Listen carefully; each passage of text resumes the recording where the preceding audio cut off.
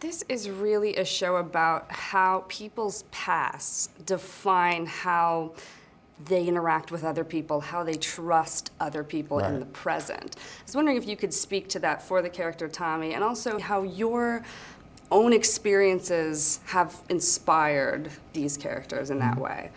I think that the people definitely do that no matter who they are. I think their pasts definitely define them, and how much you're able to kind of understand yourself outside of yourself is very important. And I think that a lot of the characters on Power are not able to do that. I think that Tommy, in terms of his love life, is falling in love for the first time and is pretty unaware of why he's acting the way he is, because he's not able to see outside of himself. And that's influenced by his past of probably not really trusting women, not really trusting anybody but the streets, and only trusting the streets as far as the education he got from them, which is kind of trust nobody.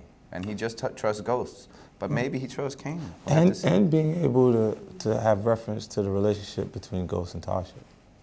Well, that's true. That's very true. You know, like that, and to it, like just having that right in front of him adds to it. And the Ghost is, there was a point that while we were developing it that I was Ghost.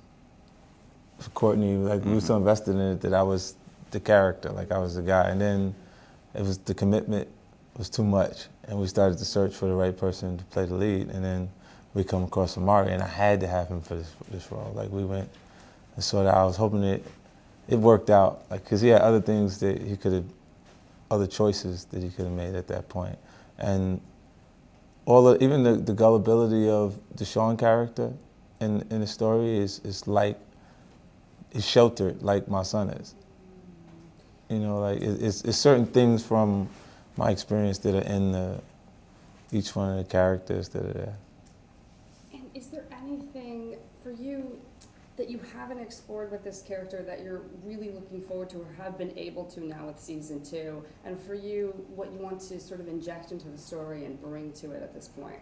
I think that's a great question. For me, though, one of the things I'm excited to explore is that I think that at the end of season 1, we start with this, and I definitely not giving anything away because it's going to start progressing even more in season 2, is Tommy is a right-hand man. He's comfortable in that position. He's comfortable doing work. He's comfortable engaging with kind of the primeras of the different gangs and coordinating. But he has been slowly, because of Ghost's lack of involvement, he's been forced to be more of a leader. Right. And so that more and more is progressing, and how he handles it. Yeah, and my character, I think, over time it evolves when you don't, like, he has a goal setting after trying to take things back that was his, and when that doesn't happen, I see him just saying if I can't have it, then destroy it. You know, what's interesting is that there's a very kind of tragic element to the story, more Shakespearean, I think, that a lot of people have said. Is there anything that you drew inspiration from that's maybe more unconventional that people wouldn't expect? I think that Courtney has made definitive in several references to Shakespeare, to the Bible. Right. A lot of biblical references. That's where even the name Canaan is coming from. So I think that she had, like you say, it's this epic feel, and I think that Power definitely embraces how big it is, and that's why we shoot in New York City.